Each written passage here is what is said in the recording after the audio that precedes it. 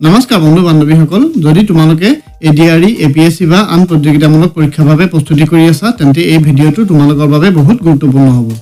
আজি এই ভিডিঅটোত 20টা গুৰুত্বপূৰ্ণ জিকে প্ৰশ্ন লৈ আহিছো যদি তোমালোকে সঠিক উত্তৰটো জানা তেন্তে কমেন্ট বক্সত জনাবা আজিৰ ভিডিঅৰ প্ৰথম আৰু গুৰুত্বপূৰ্ণ প্ৰশ্নটো হৈছে কোনজন ৰজাক ভাৰতৰ নেপোলিয়ন বুলি জনা যায়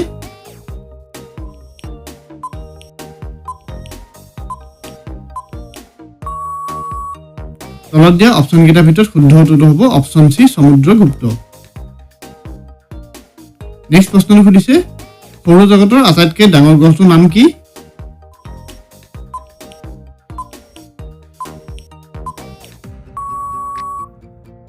তলত দিয়া অপচন কেইটাৰ ভিতৰত শুদ্ধ উত্তৰটো হ'ব অপচন ডি বৃহস্পতি গ্ৰহ নেক্সট প্ৰশ্নটো সুধিছে পানীৰ উতলাংক কিমান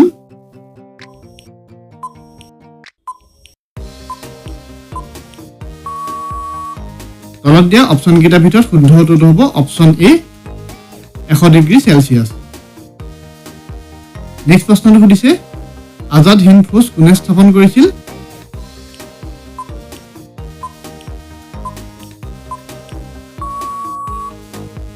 তলত দিয়া অপচন কেইটাৰ ভিতৰত শুদ্ধ উত্তৰটো হ'ব অপচন সি সুভাষ চন্দ্ৰ বসু নেক্সট প্ৰশ্নটো সুধিছে ভাৰতৰ শেষৰজন মোগল সম্ৰাট কোন আছিল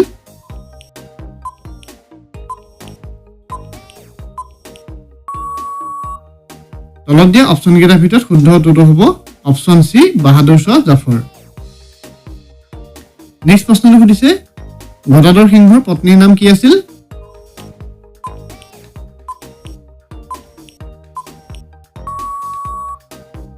তলত দিয়া অপচন কেইটাৰ ভিতৰত শুদ্ধ উত্তৰটো হ'ব অপচন সি জয়মতী গদাধৰ সিংহৰ পত্নীৰ নাম আছিল জয়মতী নেক্সট প্ৰশ্নটো সুধিছে ভাৰতৰ লৌহ মানৱ বুলি কাক জনা যায়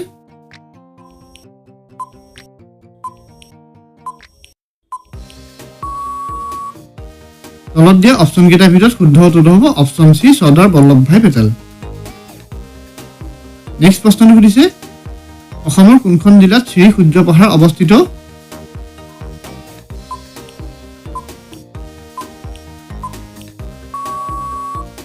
তলত দিয়া অপচন কেইটাৰ ভিতৰত শুদ্ধ উত্তৰটো হ'ব অপচন বি গোৱালপাৰা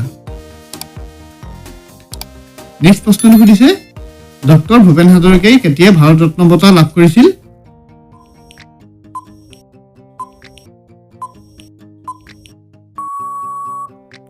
তলত দিয়া অপচন কেইটাৰ ভিতৰত শুদ্ধ উত্তৰটো হ'ব অপচন সি 2019 চনত নেক্সট প্ৰশ্নটো সুধিছে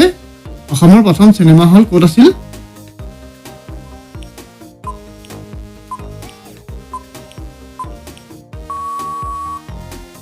তলত দিয়া অপচন কেইটাৰ ভিতৰত শুদ্ধ উত্তৰটো হ'ব অপচন বি তেজপুৰ নেক্সট প্ৰশ্নটো সুধিছে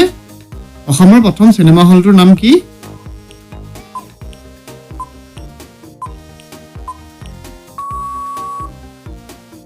তলত দিয়া অপচন কেইটাৰ ভিতৰত শুদ্ধ উত্তৰটো হ'ব অপচন বি জোনাকী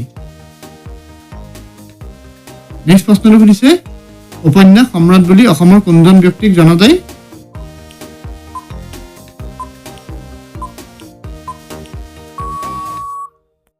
তলত দিয়া অপচন কেইটাৰ ভিতৰত শুদ্ধ উত্তৰটো হ'ব option C Rajanikanta Bordoloi next প্ৰশ্নটো সুধিছে শৰাইঘাট দলং কিমান চনত নিৰ্মাণ হৈছিল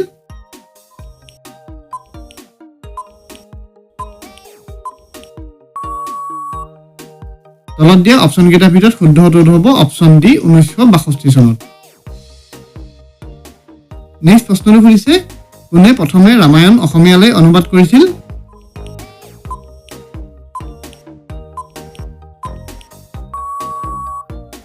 তলত দিয়া অপচন কেইটাৰ ভিতৰত শুদ্ধ উত্তৰটো হ'ব option C Madhav Kandali next প্ৰশ্নটো সুধিছে কোনটো ৰোগৰ চিকিৎসাত ইনচুলিন ব্যৱহাৰ কৰা হয়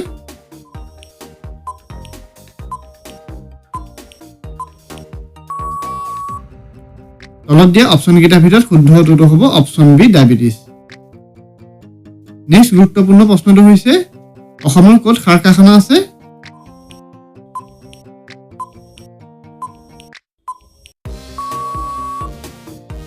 তলত দিয়া অপচন কেইটাৰ ভিতৰত শুদ্ধ উত্তৰটো হ'ব অপচন ডি নামৰূপ নেক্সট প্ৰশ্নটো সুধিছে আফগানিস্তান দেশৰ ৰাজধানীৰ নাম কি?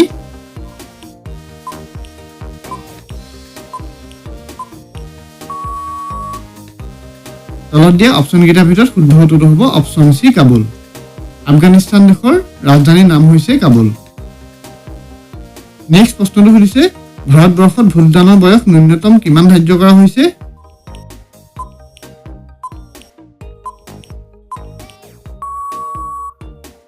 তলত দিয়া অপশ্যনকেইটাৰ ভিতৰত শুদ্ধ উত্তৰটো হ'ব অপশ্যন বি 18 বছৰ। আজিৰ ভিডিঅ'ৰ 19 নম্বৰ প্ৰশ্নটো হৈছে প্ৰতিমাৰ খনিকৰ বুলি কাক জনা যায়?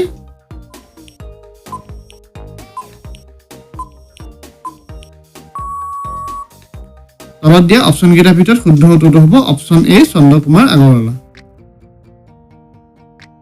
নেক্সট প্ৰশ্নটো সুধিছে হকীৰ যাদুকৰ বুলি কাক জনা যায়? A Balbir Singh, B Manpreet Singh, C Major Dhyanchand, D Dhanraj Pillay.